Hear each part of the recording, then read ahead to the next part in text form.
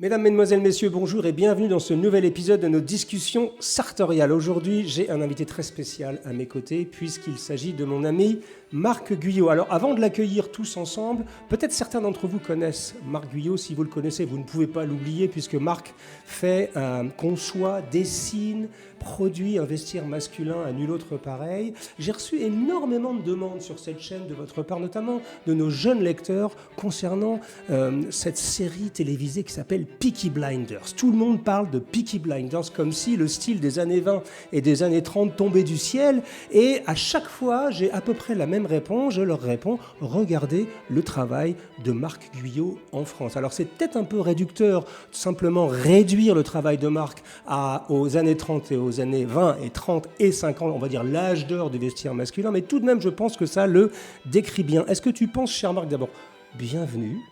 Bonjour Hugo, merci de m'accueillir. Je suis content de te voir, ça fait longtemps qu'on se connaît tous les deux. Oui, 14-15 ans. Oui. 14-15 ans, oui, on est un peu, alors je n'allais pas dire les derniers des Mohicans, mais on fait un petit peu partie des, comment dire, on fait partie des grandes réserves, comme dans le bon vin, c'est-à-dire qu'on parle de la chose sartoriale ensemble depuis un certain nombre d'années. Alors avec Marc, c'est une longue histoire d'amitié, on se connaît bien. Alors, est-ce que la description que je viens de faire...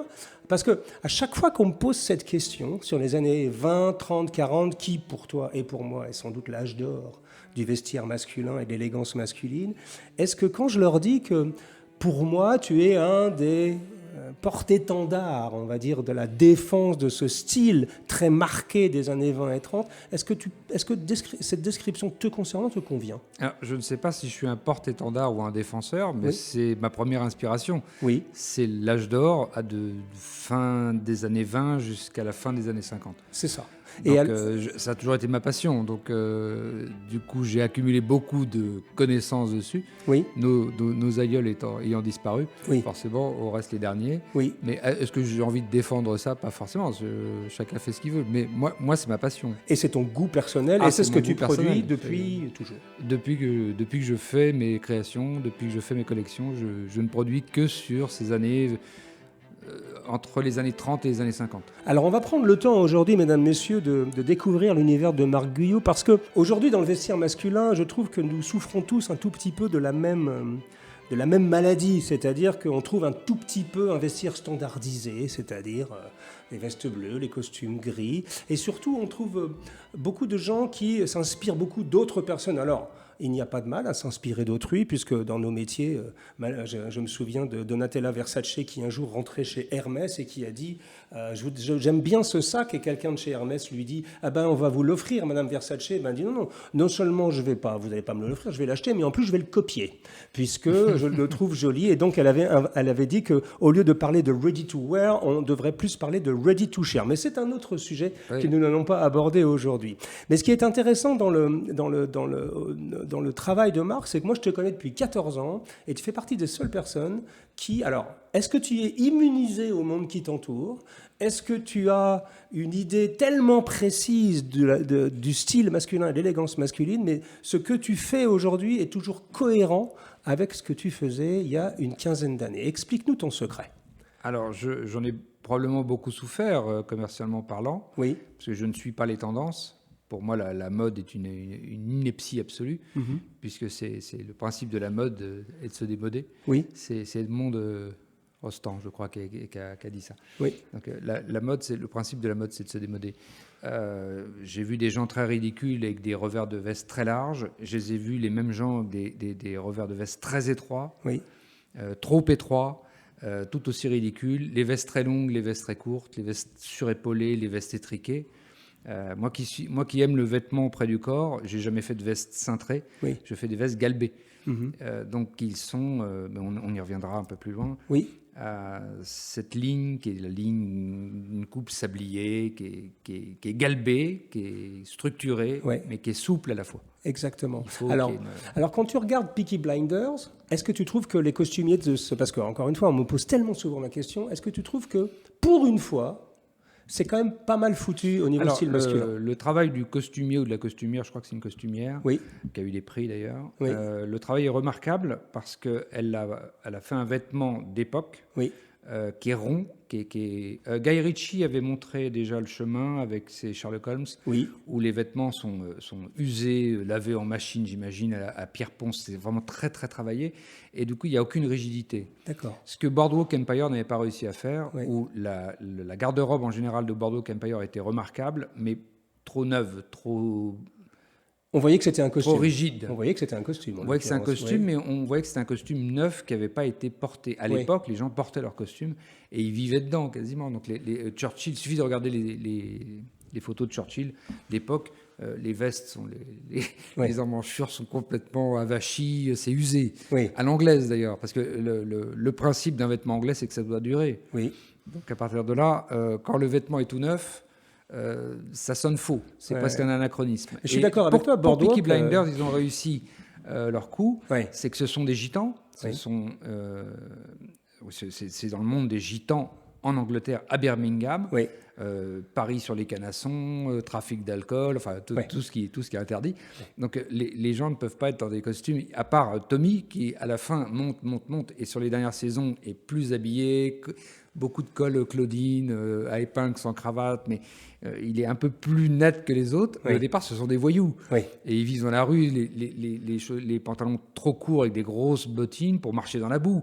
Donc tout ça est très réaliste. J'ai trouvé que c'était très réaliste. Moi aussi, j'ai un œil très critique, évidemment, là-dessus, puisque c'est une moi aussi, j'ai déformation trouvé ça très bien. Alors, ce que tu disais sur Boardwalk Empire, il faut aussi remettre les choses dans le contexte. Je crois que Peaky Blinders, on est 1919 exactement à Birmingham. Ça commence en 1919, donc c'est les années 20 évidemment.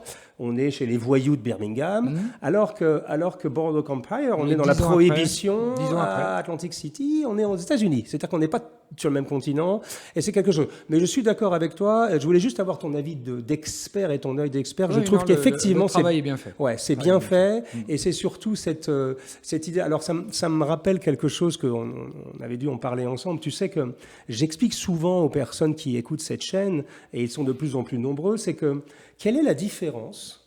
Par exemple, tu prends Jimmy Stewart, Fred Astaire, Cary Grant, Gary Cooper, Clark Gable, et tu te dis, mais putain, ces gars-là, même le mec qui ouvre la porte, qui n'a même pas une réplique dans un film de Frank Capra, de Howard Hawks, de John Ford ou de George Cukor, même le mec qui pousse la porte de l'ascenseur, il est beau comme un dieu. Et en fait, je me suis aperçu et j'ai appris petit à petit que en fait, les Fred Astaire, les Clark Gable, ces gens-là, à l'époque, même si Hollywood se structurait, ils portaient leurs propres vêtements. Jean Gabin également. Oui, bien sûr. Il portait ses propres vêtements. Il venait sur les lieux de tournage avec ses costumes. Oui. Gabin, Ventura venait. Ventura, qui d'ailleurs était habillé par Cifonelli. Oui. Et ils venaient avec leurs propres costumes. Ils venaient avec leurs propres costumes. Ça fait une vraie différence. Ça veut dire qu'à la ville, ils étaient comme devant la caméra. Exactement. Ça change tout parce qu'aujourd'hui, on est un peu sous le diktat des product placement, comme on dit, et des costumes. Alors, il y a sans doute des gens qui font du bon travail encore, mais je trouvais qu'il y avait quelque chose de plus naturel. Alors, je ne peux pas parler du cinéma américain parce que je n'ai pas été approché par le cinéma américain, j'aurais bien aimé. Mais en l'occurrence, j'ai été approché de nombreuses fois en 20 ans par des costumières de théâtre et de cinéma. Le vêtement est un budget extrêmement mineur, une partie très mineure d'un budget de film en France. Et donc, ils ont généralement très peu de budget, très peu de temps. Ils ne comprennent pas qu'il faut faire des choses sur mesure, donc il faudrait que tout soit prêt. Donc c'est très frustrant. Donc à chaque fois, j'ai refusé en disant mais on peut pas faire un costume en 10 jours et au tiers du prix. C'est fait en France, dans des tissus anglais ou italiens, ça a un coût. Donc voilà, les costumiers à l'heure actuelle, il y aura plus d'argent mis dans les effets spéciaux, souvent ratés, mais pas dans les costumes. Alors, et c'est pour ça qu'on peut quand même, pauvre à l'heure actuelle. On peut tirer notre chapeau, ou plus exactement notre casquette, à Peaky Blinders. Ah oui, parce que là, ils ont vraiment mis le paquet là-dessus. Voilà. Et ce qui est très étonnant, c'est que quand tu regardes, par exemple, Wikipédia, tu tapes Peaky Blinders, la 3e phrase, ça parle des costumes de Peaky Blinders. Ça veut dire que les gens se souviennent de cette série spécifiquement pour ça, ce qui nous fait quand même chaud au cœur, au passage, parce que ça veut dire les chapeliers fabricants de casquettes sont mis à vendre beaucoup plus de casquettes irlandaises. C'est-à-dire, l'irlandaise, c'est celle qui a les portions de tissu avec le bouton, contrairement à la casquette de golf, qui est la casquette de papy un peu. Oui. Donc l'irlandaise ou la gavroche, qui est plus ou moins large, ils se sont mis à en vendre. Ils ont eu 35% d'augmentation après la première saison de Peaky Blinders. Rien qu'avec la série. Rien qu'avec la casquette.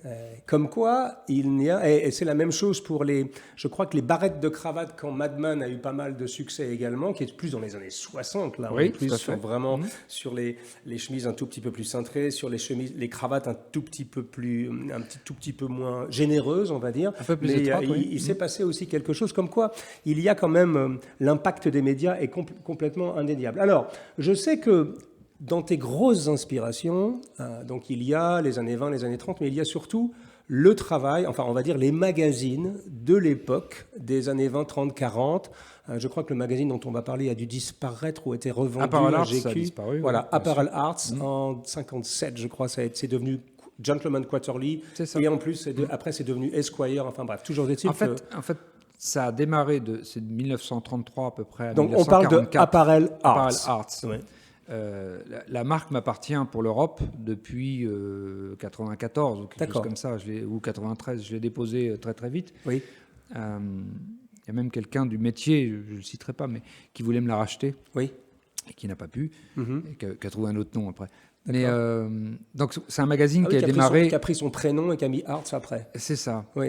Mais c'est un ami. Ah mince, je viens juste de réaliser. C'est un ami, donc d'accord. Un mentor au départ. Oui, qui est un garçon très très important dans notre métier d'ailleurs. Qui fut un garçon très très important, qui l'est toujours d'ailleurs. Ah oui, toujours. Et charmant au demeurant. Oui. Bonjour, monsieur. On peut le citer. Oui. Donc, bonjour Albert Goldberg, puisqu'il s'est reconnu. Voilà. Je ne sais pas s'il verra cette émission. On peut lui faire un coucou. Et donc, Apparel Arts, 1933 à peu près, je crois que 1932-1933, jusqu'à 1944 à peu près. Oui. C'était la branche professionnelle du magazine Esquire. Oui. C'est-à-dire qu'Esquire existait déjà. Tout ce qui sortait dans Apparel Arts sortait 6 mois avant ce qui sortait dans Esquire. Pour la simple et bonne raison que Apparel Arts n'était pas destiné au grand public, mais aux professionnels du vêtement, américains notamment. Et donc, c'était un magazine de tendance, un cahier de tendance. Donc, on leur disait telle couleur, telle matière pour l'année prochaine. Donc, ils pouvaient passer leurs commandes. Et lorsque les commandes étaient arrivées en magasin, Esquire sortait les mêmes gravures, les mêmes articles, mais grand public. Les clients arrivaient dans les magasins et disaient « Est-ce que vous avez ça ?» « Oui, monsieur. » Voilà. D'accord.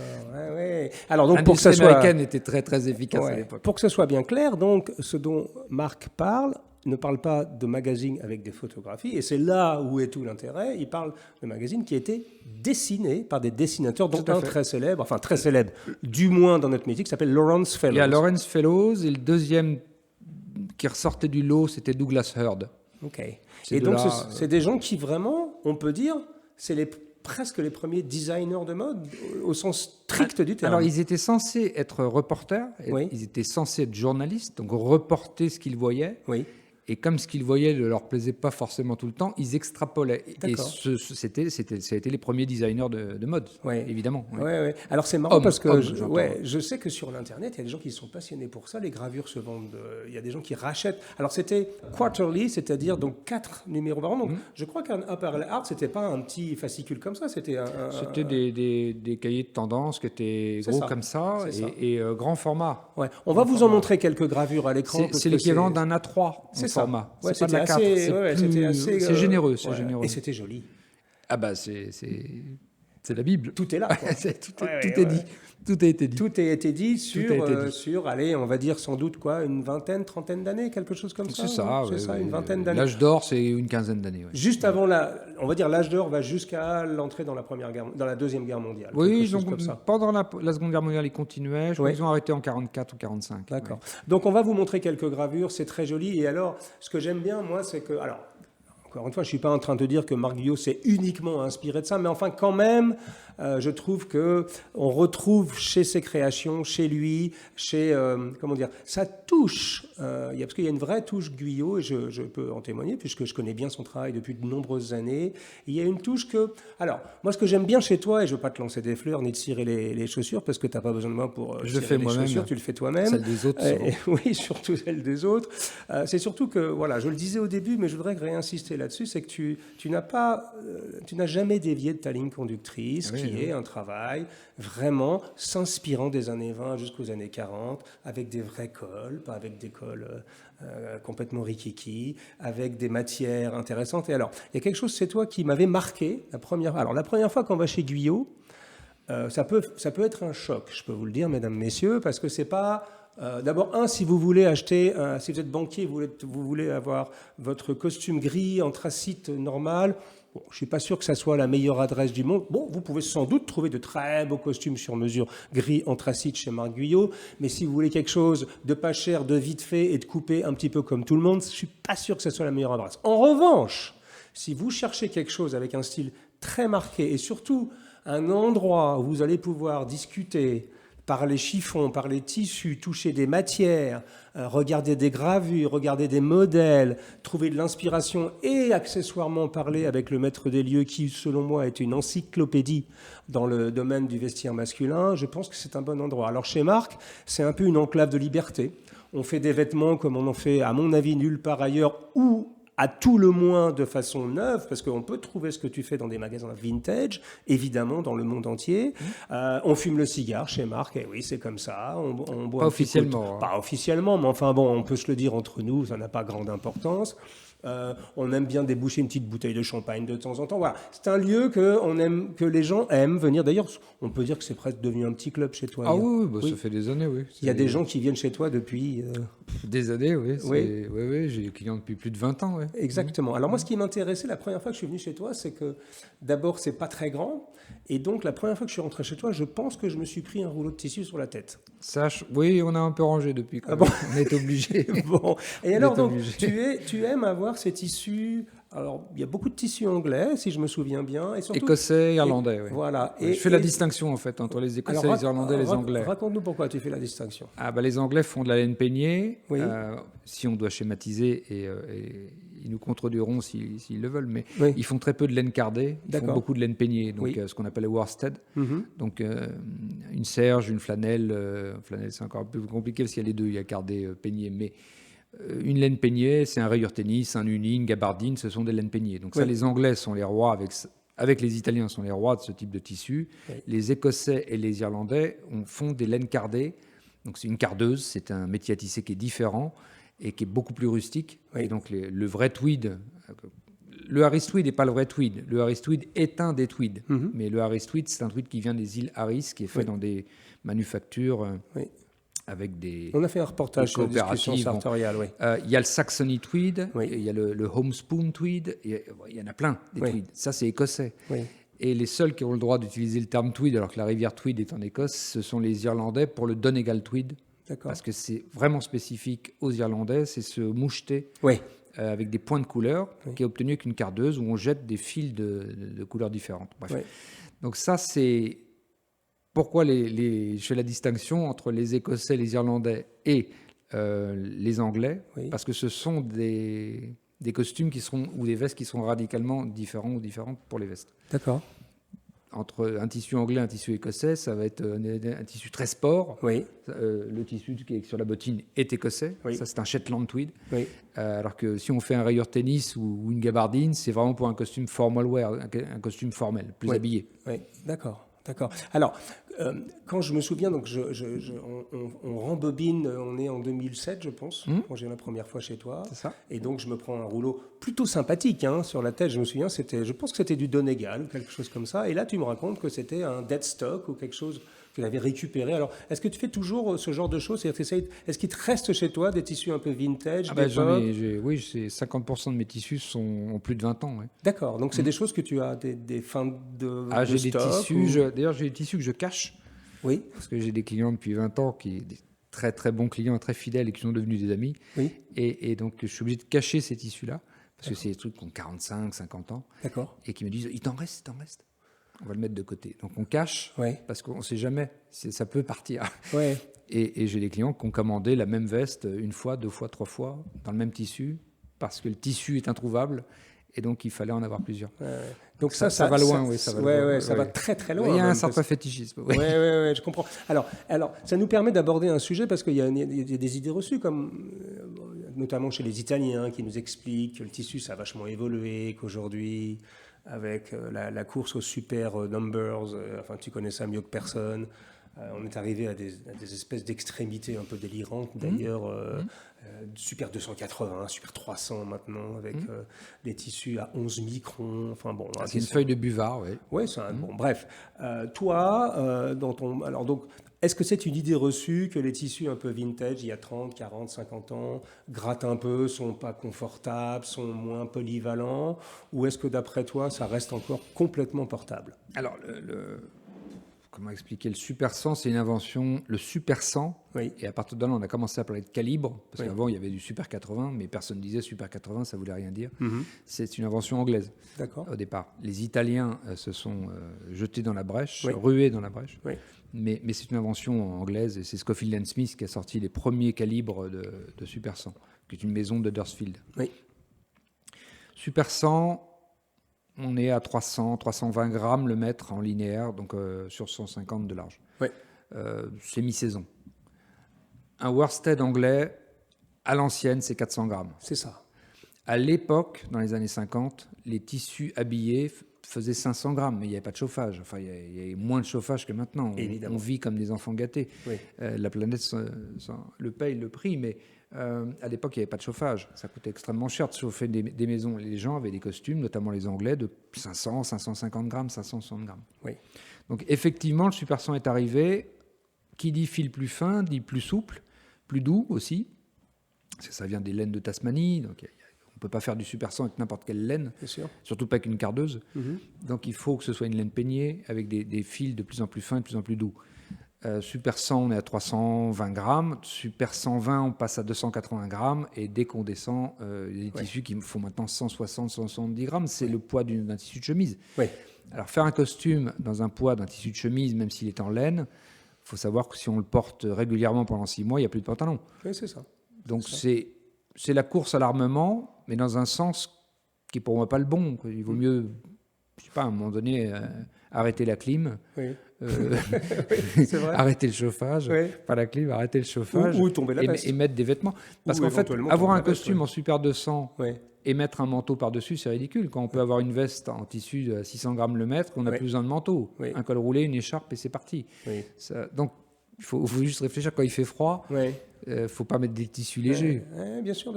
Alors, il se trouve que moi, je porte un Super 210 devant toi, dont je suis pas mécontent. On est en juillet. Je suis pas. Non, mais c'est intéressant que tu en parles parce que moi, j'étais pendant très longtemps, j'étais parmi ceux qui disaient bon, c'est un peu ridicule tout ça, surtout qu'en plus, ça permet. Bon, on peut se dire la vérité, mesdames, messieurs, et je veux pas trahir des secrets commerciaux.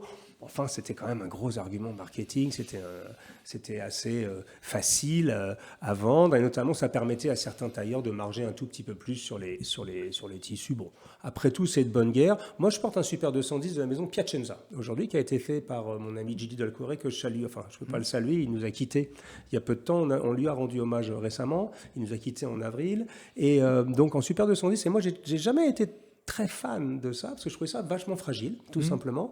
Mais ce n'est pas un costume que je porte très souvent, mais je dois avouer, il y a une chose que j'ai remarquée, c'est qu'il se patinait remarquablement. Et je ne sais pas pourquoi, et je ne sais pas l'expliquer techniquement, mais je trouve qu'il ne lustre pas. Et voilà. Bon, c'est Piacenza d'un autre côté, c'est l'une des plus belles maisons italiennes, Piacenza. Oui, c'est magnifique.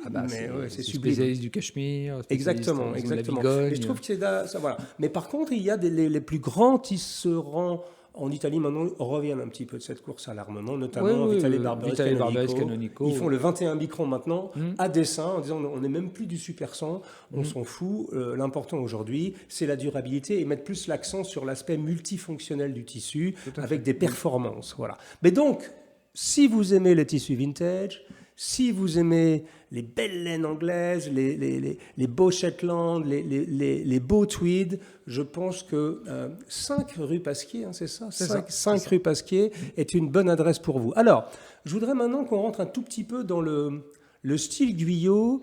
Si tu devais nous décrire, on va montrer des images bien sûr hein, à l'écran, on parlera de souliers avant puisqu'on en a sur la table. Si tu devais nous décrire un peu le vestiaire idéal, alors c'est un peu bête comme question, mais le vestiaire emblématique fait par Marc Guyot, qu'est-ce que ce serait?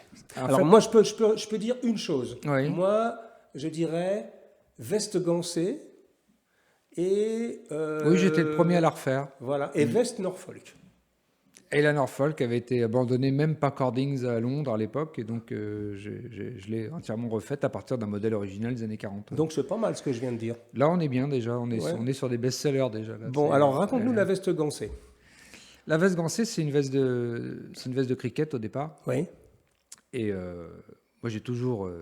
mon inspiration vient évidemment pas que des bouquins et des gravures, mais également des vieux films des années 40-50. Et j'ai vu des films en noir et blanc où les gars étaient avec des vestes gancées, notamment à Henley, où il y a des vestes de régate qui sont à rayures, mais il y a aussi des vestes gancées. Oui. Et donc, j'ai toujours été fasciné par ces vestes gancées, notamment contrastées avec la ganse, presque la veste de Patrick McGowan dans Le Prisonnier, qui est noire, exactement. Pablo Marine, qui est noir, gancé blanc, hein, oui. blanc cassé. Oui. Donc j'ai toujours été fasciné par ça, je trouvais ça d'un chic absolu, Moi aussi. dès l'instant où c'était porté qu'un pantalon blanc, très sport... t-shirt marinière, col roulé, mais quelque chose de très sport, surtout pas formel au départ, à part des cravates tricot, des choses comme ça. Et donc, j'ai toujours voulu reproduire ça. Et quand j'ai commencé à faire mes collections, donc à partir de 95, les ateliers avec lesquels je travaillais, d'ailleurs, il y en a un qui a déposé, mais qui a été remplacé, et je travaille toujours avec cet atelier en France, techniquement, ils ne savaient pas le faire. Donc, ils m'ont dit non. D'accord. C'est le pouvoir de dire non. C'est très français de dire non d'abord. Donc j'ai insisté, j'ai acheté mon billet, j'ai acheté un billet en soie, en satin, je leur ai montré qu'on pouvait le faire. Ils ont fait des essais, ils m'ont dit ah ok, finalement on peut le faire. Vous nous avez montré. Il fallait que je stocke mon billet en 5 couleurs. Et c'était 1000 mètres à chaque fois par couleur. Donc il y a quand même eu un investissement aussi, pas que en temps, pas qu'en énergie. Il y a eu un investissement matériel parce que stocker 5000 mètres sur 5 couleurs, de biais pour faire des vestes gancées, il fallait quand même être fou. Mais en fait, le nom n'existe pas pour moi. Quand je veux quelque chose, je vais au bout de la chose. Oui, donc, je sais ça. Pour les chaussures, je fais mes formes à monter, j'ai mes parcs de formes, j'ai mes semelles, je stocke tout. J'ai une usine à gaz. Mais parce que non n'existe pas. D'accord. Quand je veux quelque chose, il faut aller au bout. Et donc, tu as réussi à faire cette veste gancée? Donc, j'ai fait cette veste gancée et j'ai du stock de biais, forcément. 5000 mètres, c'est beaucoup. Sachant qu'une veste, ça doit manger à peu près 15 mètres de biais.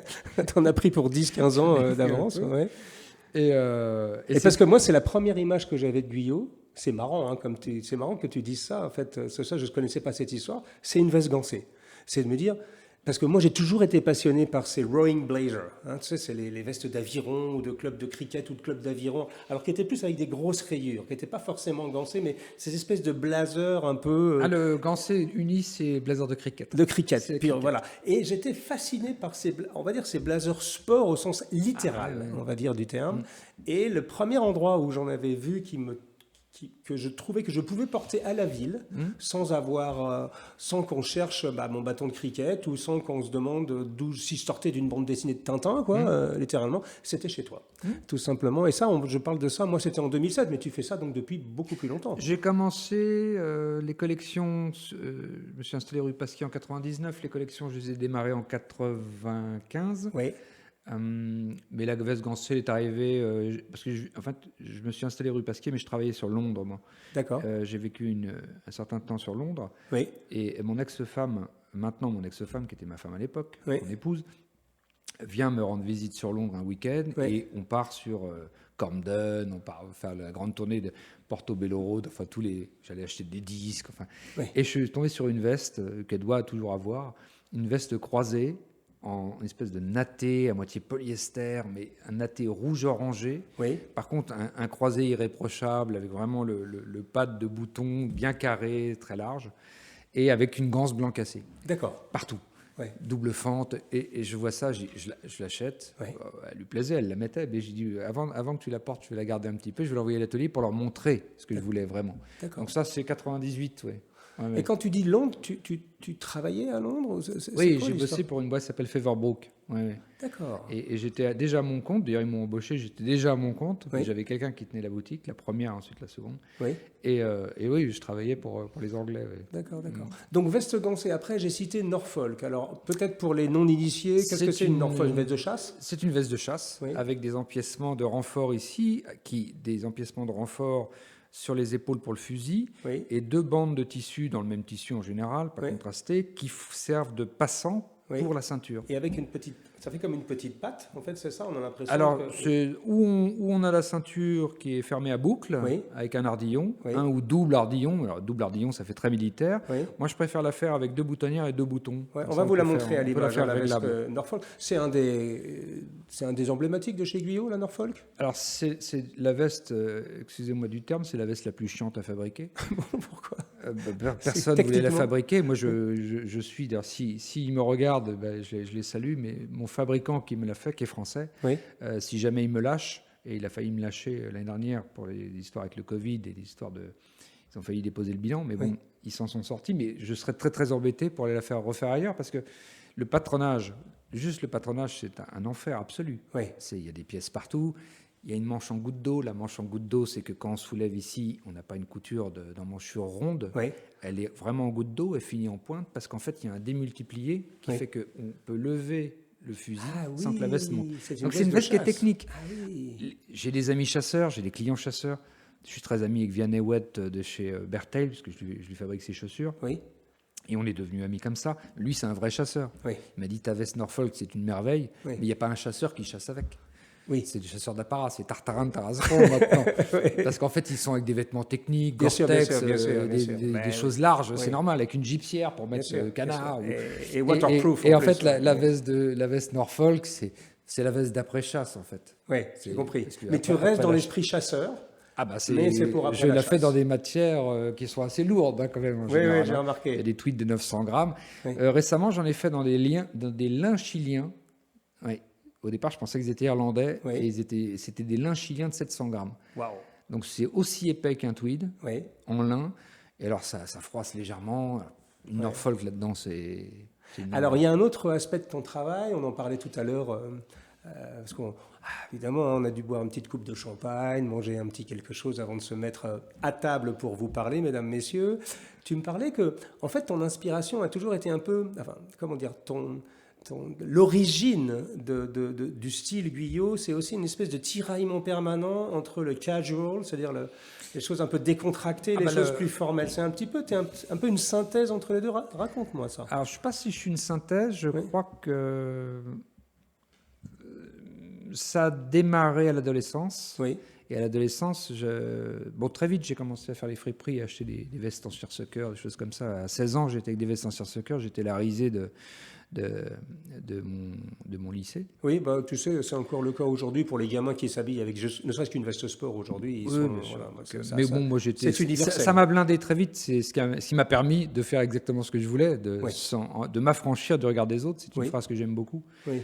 Et cette quête permanente de l'élégance et de la grâce, parce que l'élégance ne fait que partie de la grâce. Oui. La quête absolue, c'est la grâce. Oui. En tout. Oui. L'élégance n'est pas que vestimentaire, bien évidemment. Elle est dans les comportements, dans le savoir-vivre. Bref, c'est très vaste. On est bien d'accord. Et ça m'a pris, je ne sais pas comment ça m'est tombé dessus. Mon père était élégant, mais c'était un fonctionnaire de police. Donc, il était en tenue civile. En plus, c'était genre BRB, donc il ne pouvait pas être en costume. Oui. Et quand il courait après des lascars, des clients, comme il les appelait. Oui. Il appelait ça des clients.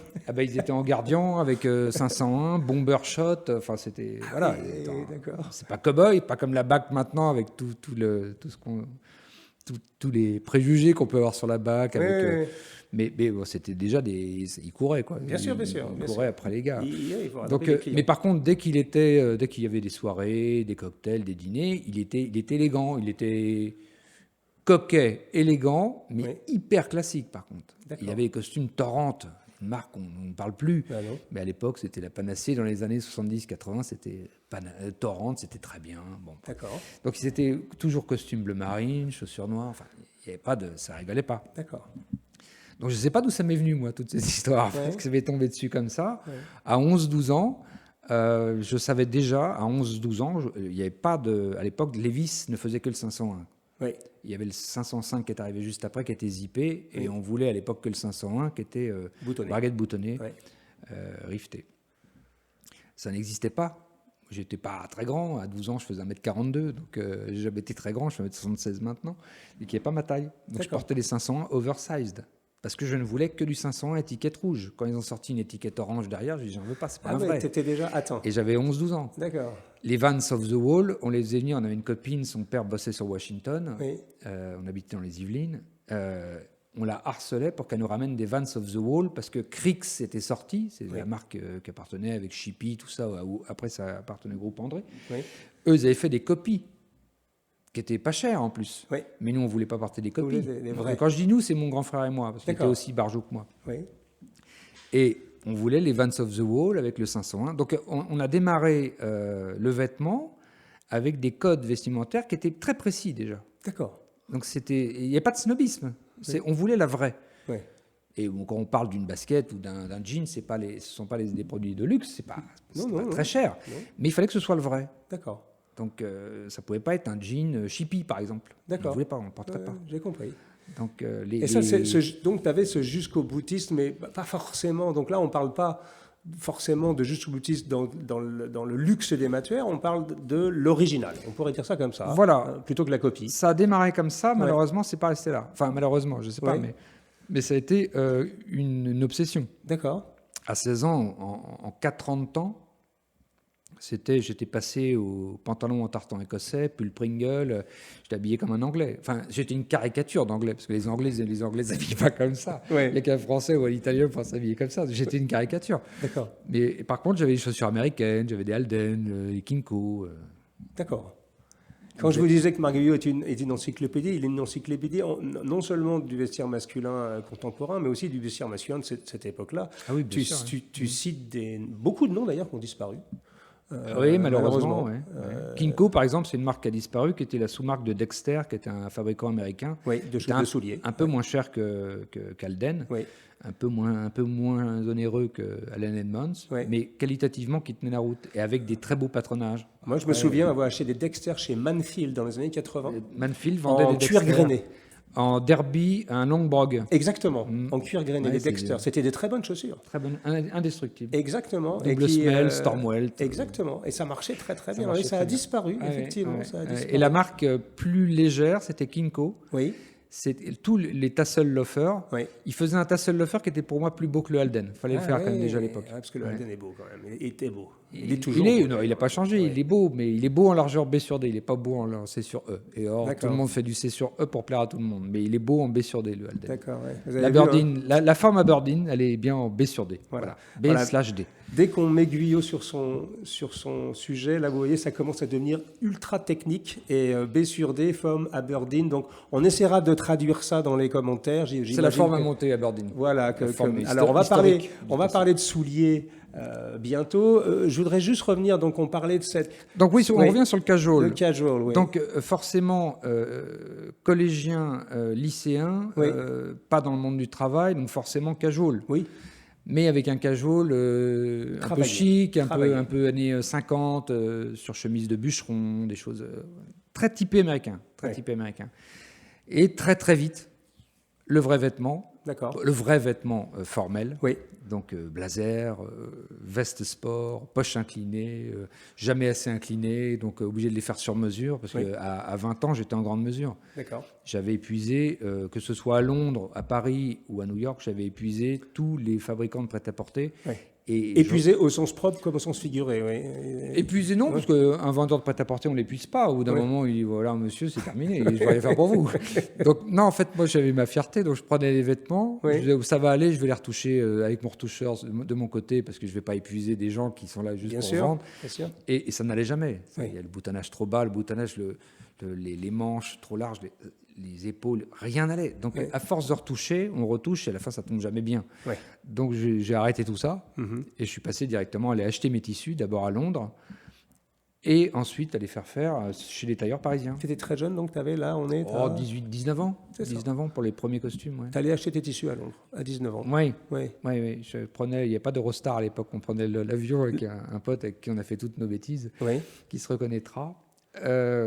Et donc, tu faisais... on prenait l'avion jusqu'à Heathrow, Ouais. et on se prenait, parfois on est à Gatwick, c'est encore plus loin. Bah oui, ça faisait cher après. Et après il y avait le métro, oui, et on avait 1h30 de métro, Oui, et je là on connais arrivait, bien le sujet. et on allait chez les tailleurs. Ils pensaient qu'on venait regarder simplement, parce qu'on faisait très jeune. Ouais. Alors on commandait nos chemises chez Thornton & Sœur quand même déjà, donc Bien on était sûr. bien énervés. Mais on rentrait chez les tailleurs pour leur demander s'ils vendaient des coupes de tissus. Et de fil en aiguille, on a réussi par trouver les fabricants, les vendeurs de tissus, qui Oui. eux ne faisaient pas de tailleurs, proprement dit, ils vendaient les étoffes sur Regent Street. On a commencé à acheter des fils à fil gris, des sergés bleus indigo, les grands classiques du vestiaire pour démarrer avec des grands classiques. Mais ça a tourné très très vite sur W. Bill, John G. Hardy, tous les tweets de 600 grammes. Les carreaux fenêtres cognac, enfin on était déguisés, mais on était plus anglais que les Anglais. Les Anglais rigolaient quand ils nous voyaient arriver. J'ai vu des photos de toi récentes avec des carreaux fenêtres rouges, avec... je t'ai même vu en Tintin quasiment, avec un pantalon... Ah oui, j'adore, le plus fort, ouais. Il y a le plus two, le plus fort. Oui, alors plus two, plus fort, c'est des termes anglais. Oui. C'est de l'inch. Oui. Plus two, c'est plus 2 inches sous le genou. D'accord. Il y a le knickerboxer, qui est le nom du pantalon de chasse, en fait. Oui. Et plus il est large, plus il est bouffant, moins il est de chasse, et plus, parce que dans les ronces, ça s'accroche, plus il devient un pantalon de golf. D'accord.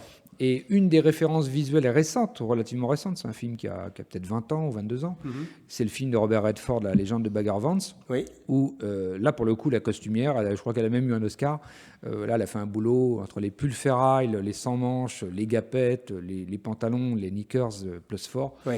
Elle a fait un boulot, mais magistral. Le film est bon, mais les costumes, c'est impressionnant. Ouais.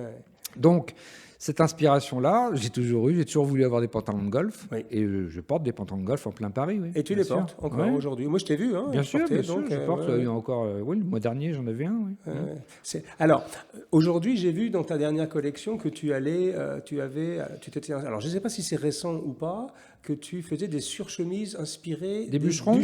Ça a 6-7 ans déjà. D'accord. Au moins, oui, je crois que c'est 2014 même. D'accord. Ouais. Quand tu dis bûcheron, donc c'est des bûcherons. Ah bah c'est des vrais bûcherons là pour le coup. Oui, c'est qui mettaient des espèces de surchemises pour se tenir chaud. Ah, c'est les grosses. On peut citer les maisons. Il y a Pendleton qui est la plus belle pour moi. Oui.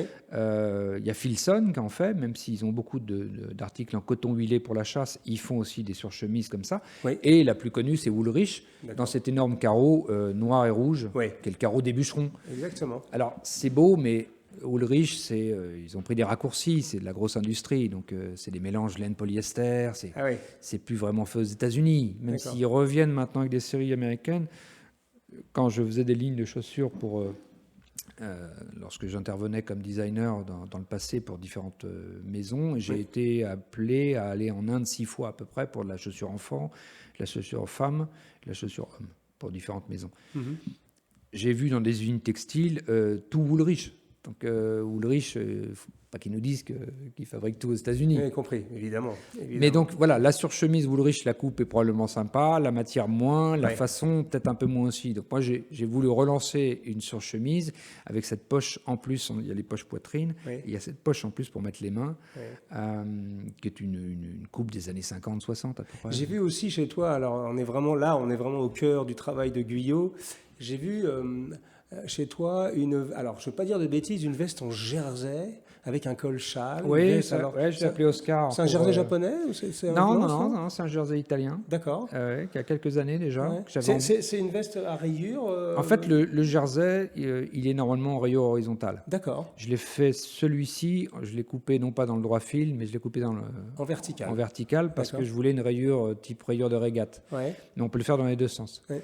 Et donc, pourquoi mettre un col châle parce que je voulais une veste un peu plus courte, qui est en poche plaquée. Je voulais une veste un peu cardigan. D'accord. Comme c'est du Moi, jersey, je l'aime voulais beaucoup, je trouve que c'est un très joli modèle. Et Tu le fais toujours, ce modèle? Ah ben je le fais toujours, Oui, oui, oui. j'en fais pas mal, ouais. D'accord, d'accord. Et après les manteaux, alors moi je me souviens de chez toi, de ce manteau. Le voyageur. Ouais, qui est un manteau un peu mythique, enfin mythique, qui est Bah, un manteau un peu emblématique. surtout que on va j'ai dire ça. le premier de sortir en cachemire double face de 700 grammes et Oui. ça lui a collé à la peau. C'est-à-dire que j'en ai fait plus en cachemire qu'en laine. Bah, écoute, pourquoi pas. Bah pourquoi pas. C'est non. un très beau cachemire de chez Agnona, donc pourquoi pas. Mais il était noir et marron le premier, Ah, oui, bicolore. et je m'en souviens très bien. Ouais. Je m'en souviens très bien. Oui, il marche toujours très très bien. Ouais, j'ai des souvenirs assez émus. D'ailleurs, c'est un très très beau manteau. C'est un manteau qui ne fonctionne pas du tout dans les tissus fins. Oui. Il faut un tissu Il faut que ce épais, soit, lourd et épais. Ouais. Faut que ça plombe. Voilà.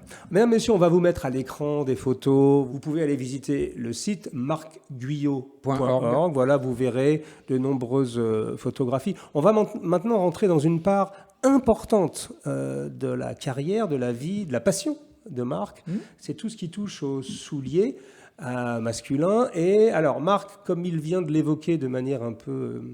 comment dire, en passant, a été designer. C'était arrivé d'intervenir pour des pas mal de maisons, voilà, en France, à l'étranger, un petit peu partout. J'ai fait un peu pour Paul Stewart à New York aussi. Donc, c'est ça. Ouais. Et donc, mais Marc donc, dessine ses chaussures. Et alors là, on peut dire, encore une fois, bon, vous voyez, quand je disais que c'était quelque chose de cohérent, et c'est ça que j'aime bien chez lui personnellement, c'est qu'au moins... il n'y a rien à dire. Moi, j'ai un peu l'œil, j'étudie le soulier masculin depuis une quinzaine d'années maintenant. Mon dernier livre est sur le sujet, je connais beaucoup de bottiers. Je sais repérer une chaussure Guyot assez facilement. Alors, notamment ce modèle-là. Alors, on va se mettre les mains dans les chaussures un tout petit peu, si tu veux bien. Alors, on va commencer par celle-ci qui est peut-être l'un de tes plus emblématiques. C'est le plus emblématique, oui. Voilà. Alors, Cosmas, est-ce que je suis bien placé au niveau caméra? Alors, vas-y, décris-nous ce soulier-là. Donc, c'est un derby, c'est une base de derby. Simplement, les garants, c'est ce qu'on appelle les garants, pour ceux qui ne savent pas, c'est cette chose-là. C'est ce qui contient les lacets normalement, ici, là, où il y a des œillets. Là, il n'y a pas d'œillets, c'est juste un retour de cuir qui enserre le lacet. Je l'ai appelé aile de cygne. Aile de cygne. Ce sont les ailes de cygne. Et j'ai dessiné ça en 2004. Il est sorti la première fois en 2005. D'accord. Donc là, c'est un cuir à patiner. Qu'on appelle un crust, oui, c'est une peau, là c'est en l'occurrence c'est le tannerie du Puy, en brut, ce qu'on appelle un calf crust, et ça se teinte.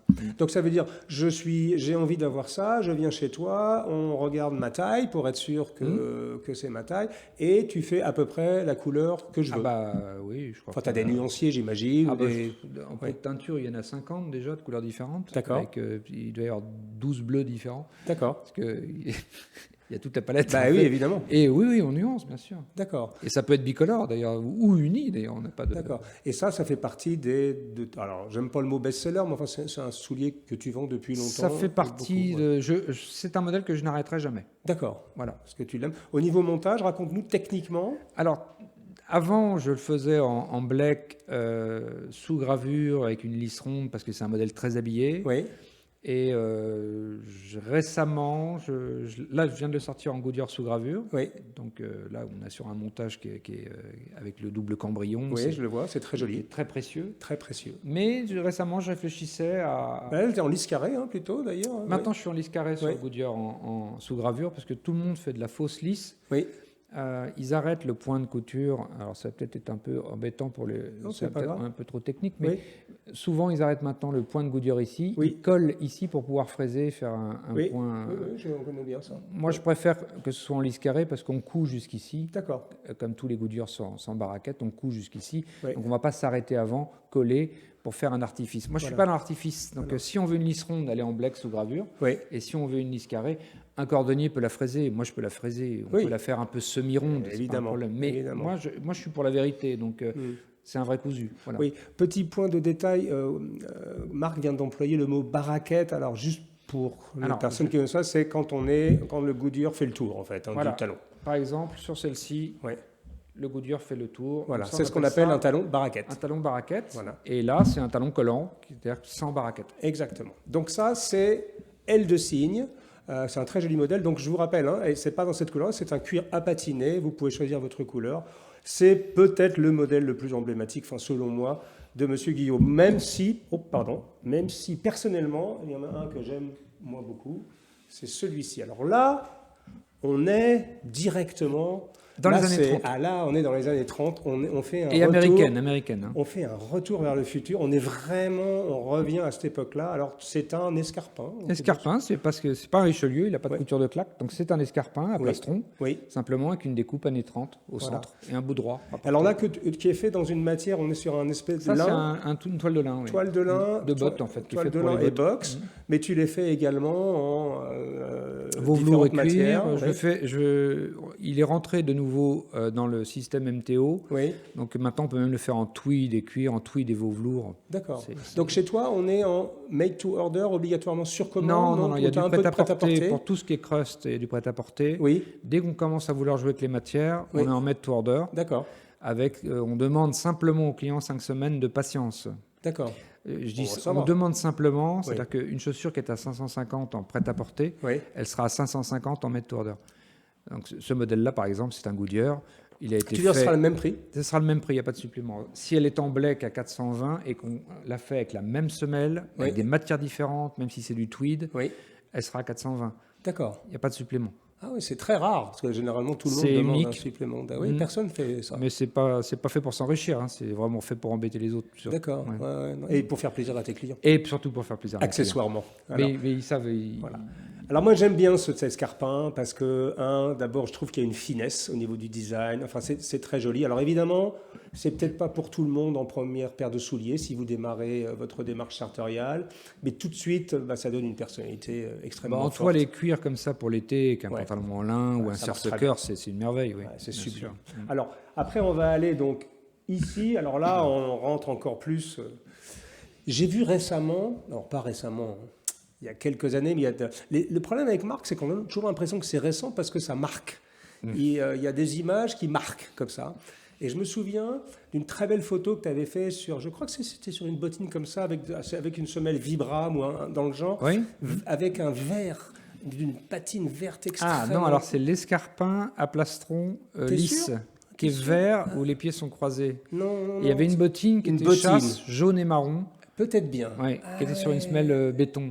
Semelle béton, c'est ça. La Vibram Ecoflex. Alors ça, là, c'est une Balmoral, donc c'est une bottine c'est un Balmoral, tout à fait. Voilà, assez classique, si on peut parler de ça chez Marc. Là, c'est sa version sport. D'accord. Parce qu'elle existe, évidemment, en semelle cuir comme ça, à patiner. J'en fais beaucoup en bleu marine, en bordeaux.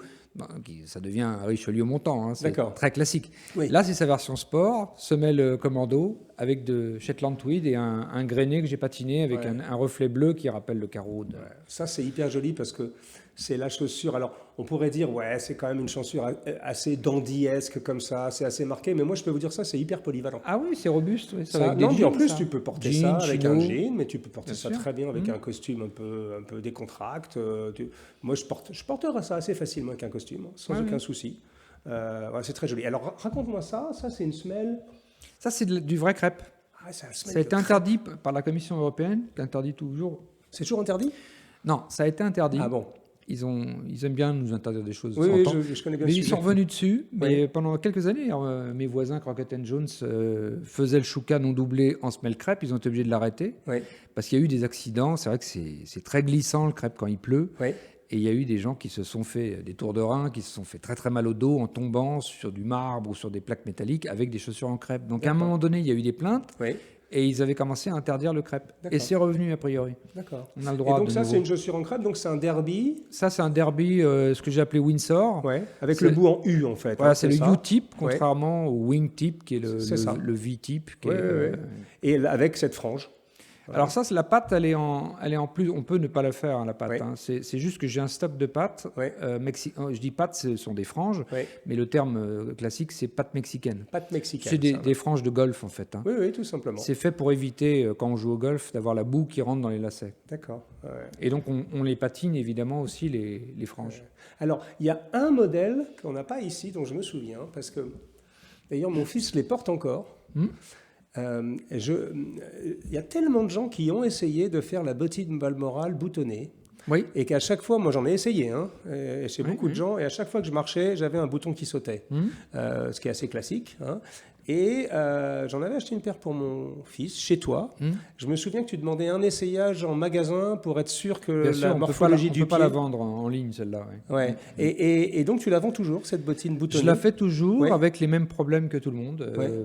Selon les pieds, des pressions qui sautent ou des pressions qui sont trop dures. Je pense... je réfléchis sérieusement à la passer en vraie bottine à boutons. D'accord. Mon problème, c'est de trouver le stock de tire-boutons pour avoir un stock de tire-boutons pour donner avec la bottine, parce qu'on va pas laisser les gens...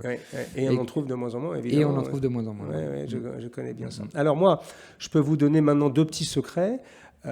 J'ai des chemises de chez Marc Guyot qui datent de 2007 qui sont encore vivantes. Et oui, mesdames, messieurs, elles sont encore vivantes. Bon, je dois vous avouer que l'école commence un tout petit peu à souffrir et les poignets, mais enfin ça change, ce genre de choses. Mais j'ai des chemises de chez lui qui durent. Ma femme, Sonia, me dit souvent « Ah, cette cravate-là, avec... tu mettais des... Je ne sais pas si tu le fais toujours, tu mettais des petits boutonnages à l'arrière, des cravates boutonnées, sur les 7 plis. J'ai encore des cravates de chez Marc. J'en ai au moins une dizaine qui datent de 2009, 2010. Donc, si on peut te rendre un premier hommage, c'est que ce que tu fais généralement... Ça dure en général. Ça dure, ouais. Ça va peut-être même nous survivre pour certains d'entre nous. C'est pas bon pour mon activité. Non, tu n'es pas dans le fast fashion du tout. Ah non, pas du tout. Non, toi, tu es vraiment dans le slow motion fashion, on pourrait dire d'une certaine manière. Mais c'est presque une philosophie que tu as développée. Oui, d'ailleurs, il y a les 2 hashtags qui m'ont beaucoup plu, que je mets régulièrement. C'est le hashtag Buy Less, Buy Better. Oui. Acheter moins, acheter meilleur. Buy Less, Buy Better, c'est ce qu'on prône tous les jours. Et le deuxième, c'est Buy Less, Choose Well. Achetez moins et choisissez bien. Oui. Voilà, comme ça ne se démode pas. Parce que choisir bien, c'est pas que la qualité, rapport qualité-prix, c'est très important évidemment. Oui. Mais de bien choisir, comme ça ne se démodera pas, parce que ça ne sera pas à la mode. Oui. Et du coup, pendant 15 ans, on peut porter des tenues qu'on adore, Oui. sans passer pour un gigolo ou un guignol. Oui, c'est vrai. Mais j'ai quand même cette impression que, avec tout ce qu'on vient de traverser, avec la crise du Covid, avec les gens qui se sont réaperçus qu'on était dépendants de pays très, très, très, très lointains, même pour des choses très basiques de notre vie de tous les jours, que ce soit alimentaire, pharmaceutique ou même vestimentaire d'ailleurs, je pense quand même qu'il y a un petit retour à la raison. Alors, j'ai lu un article dans le Financial Times qu'on a critiqué d'ailleurs dans le bon sens du terme, qu'on a commenté avec Sonia, qui s'appelait « Let's Dress Up Again », en disant, et le monsieur finissait, le journaliste finissait son article en disant la vie d'après, quelle qu'elle soit, on ne sait pas ce que l'avenir nous réserve et on ne sait toujours pas au moment où on s'exprime. Là, on est à, je ne sais pas quand cette émission sera diffusée, là où on vous parle, on est le 18 juillet, vous voyez. Donc aujourd'hui, on ne sait pas encore exactement avec les variants où ça va aller tout ça, mais il finissait son article avec un très joli geste littéraire en disant « Peu importe ce que l'avenir nous réserve, moi je veux accueillir la vie d'après ». Bien habillé, avec des chaussures impeccablement cirées, avec une belle cravate en grenadine de soie, avec un vrai col français, et avec, c'est en anglais en plus, et avec un beau costume. Et je trouve que c'était une belle façon de voir les choses, et moi je suis assez d'accord avec ça. Oui, c'est un peu utopique. Mais C'est un peu utopique parce que... Alors, la dernière question que je voudrais te poser, c'est que, bon, j'ai bien compris qu'il y a un club Marc Guyot, qui n'est pas que français d'ailleurs, je sais qu'il y a des gens qui viennent de l'étranger. Bien sûr, les aficionados. Oui, voilà, qui te suivent parce qu'on vient chercher, chez Guyot, on trouve du Guyot, voilà, et rien d'autre. Alors après, on aime ou on n'aime pas, mais quand on aime, généralement, on a tendance à y revenir. Par contre, j'avais cette question, c'est que moi, à un moment, on avait senti, nous, une espèce de frissonnement, notamment dans la jeune génération, des gamins, notamment, vu le nombre d'abonnés, tout simplement, qu'on a à cette chaîne. Est-ce que toi, tu le sens un tout petit peu? Tu vois un petit peu cette jeune génération revenir vers le vêtement classique, au moins s'y réintéresser? Alors, la crise sanitaire qui a commencé en 2020 a accéléré un phénomène qu'on appelle le télétravail, qui était déjà existant, qui existait depuis des années, mais là, l'a plus ou moins installé comme la norme. D'abord pour des raisons sanitaires, donc tout le monde à la maison, donc recul évidemment immédiat du costume traditionnel formel. Et de la cravate. La cravate, déjà, plus personne ne la portait, même dans les banques. Les avocats la portent encore quand ils sont en clientèle, ils l'enlèvent dès qu'ils peuvent. Donc il y a vraiment un rejet de la cravate, déjà. À partir de là, le costume. Après, on est passé sur la veste, pantalon dépareillé. Le télétravail nous a fait reculer terriblement. Oui. Il est vrai que les jeunes qui rentrent sur le marché du travail ont tendance à mettre des costumes, Oui. à vouloir mettre des costumes. Alors ça peut être les costumes un peu trop courts, les costumes un peu trop bleu électrique, un peu trop... Mais on sent qu'au moins, ils vont dans des maisons où les costumes sont faits très très loin d'ici. Oui. Mais il y a aussi des problèmes budgétaires. Quand on démarre dans la vie professionnelle, on n'a sûr. pas forcément 1200 ou 6000 euros à mettre dans un costume en grande mesure ou 1200 dans une demi-mesure.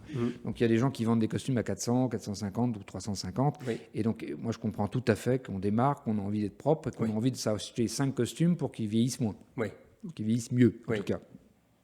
Donc ça, c'est un phénomène, oui, que je suis assez conscient qu'il y a une partie des jeunes qui vont bosser, qui se remettent des costumes. Moi, je le sens un tout petit peu. Je pense que c'est surtout un problème de génération. C'est-à-dire que nous deux, on fait partie de la même génération, on peut le dire. Hein. Moi, je suis né en 63, tu es né en 66. Donc, on fait partie de cette génération. Moi, alors toi, ton père... visiblement était quand même un peu différent. Moi, mon papa fait partie de cette génération qui, par définition, ont plutôt rejeté les codes de leur propre père.